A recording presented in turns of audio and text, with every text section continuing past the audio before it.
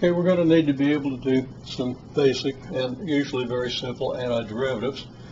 An antiderivative of f of x with respect to x is denoted with an integral sign. It's as the integral of f of x dx. And of course, we can also denote that antiderivative with a capital f of x. Now let's just calculate antiderivatives for a few simple examples. Okay, antiderivative of x to the negative 5/2 with respect to x is what? Well, we know that if we take a derivative of a power function, the power becomes 1 less. That means if we take an antiderivative, the power has to become 1 greater. 1 greater than negative 5/2 is negative 3/2. So it's going to be something times x to the negative 5/2 plus 1, and we don't know what that something is, but it's something then times x to the negative 3/2. And what's that something? Well, if we take the derivative of x to the negative 3/2, the result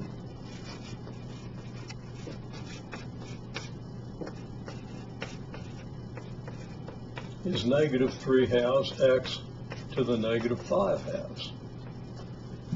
But we don't want to get negative 3/2 x to the negative 5/2. In order to get an antiderivative of this, we have to have just plain old x to the negative 5/2. How do we correct that? Well, we take negative 2/3 of this, so that the derivative is going to be negative 2/3 of this. And of course, negative 2/3 of negative 3/2 is 1. So we complete the antiderivative. I'm going to go off screen and give myself a place to write to replace these question marks. Okay, so we're going to have a negative 2/3 here. And we can check that out then by taking the derivative of this. And from what I've written here, you see that that's going to give us exactly x to the negative 5/2, which is what we want. Okay, the next one we want to look at is the integral of e to the 5/2 dx. Well, we can note that the derivative of e to the 5x is 5e to the 5x by the chain rule, so that our antiderivative of e to the 5x with respect to x had better be 1/5 e to the 5x. And knowing that the derivative of e to the 5x is 5e to the 5x, you can easily verify this. Okay, integral of, or antiderivative, we can call it integral, but an antiderivative of sine of 4t, and let me back up. Okay, our general antiderivative in any case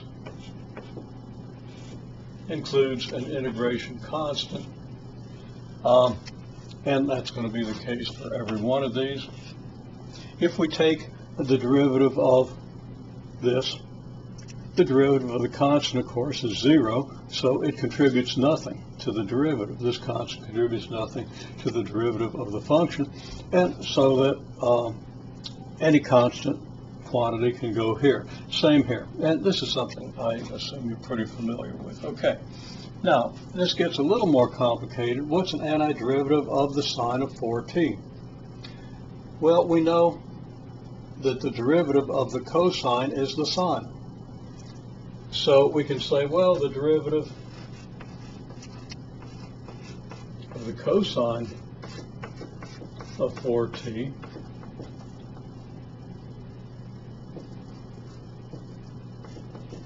is negative 4 sine of 4t.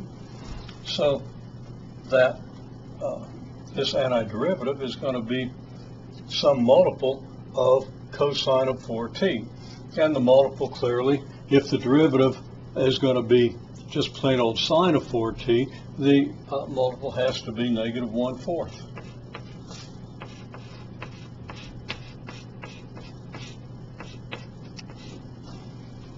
Okay, what about antiderivative of cosine of omega t dt? Well, we know that an antiderivative of cosine is a sine.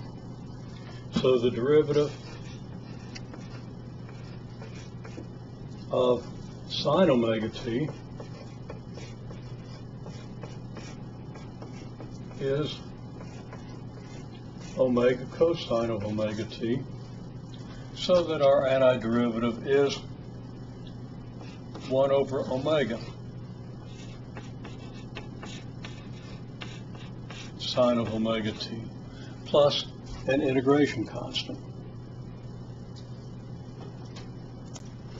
Now these antiderivatives are easy to calculate in the case of these functions by inspection, but there's sometimes we want to use a little more technique than that. For example, substitution. Substitution and integration by parts are the most common and the most fundamental techniques for finding antiderivatives. So if I wanted to use substitution on this integral, for example, I could let u equal 4t.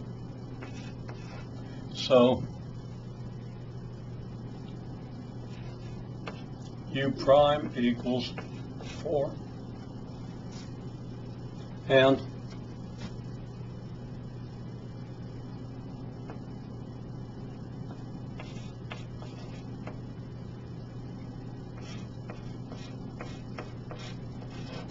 sine of 4t dt becomes what? Sine of u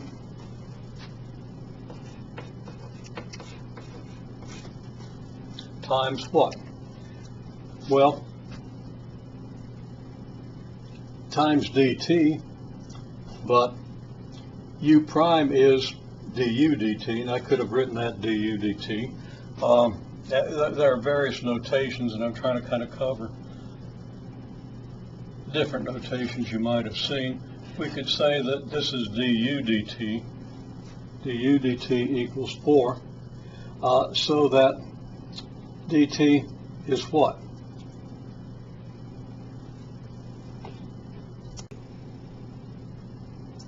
dt, if you treat this as an algebraic equation, which is not what it really is, but it can be justified that you can do this. Multiply both sides by dt. Du is 4 dt, so that dt is 1/4 du.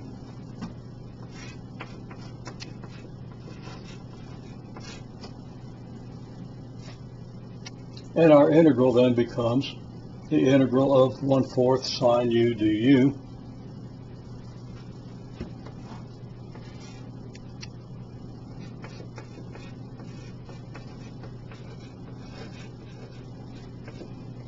equals negative cosine of u plus a constant, and it's negative 1/4 cosine of u plus a constant. And that's basically the process of substitution. You might have notated it slightly differently, but this is the idea. And of course then, since u equals 4t, this is the same as this.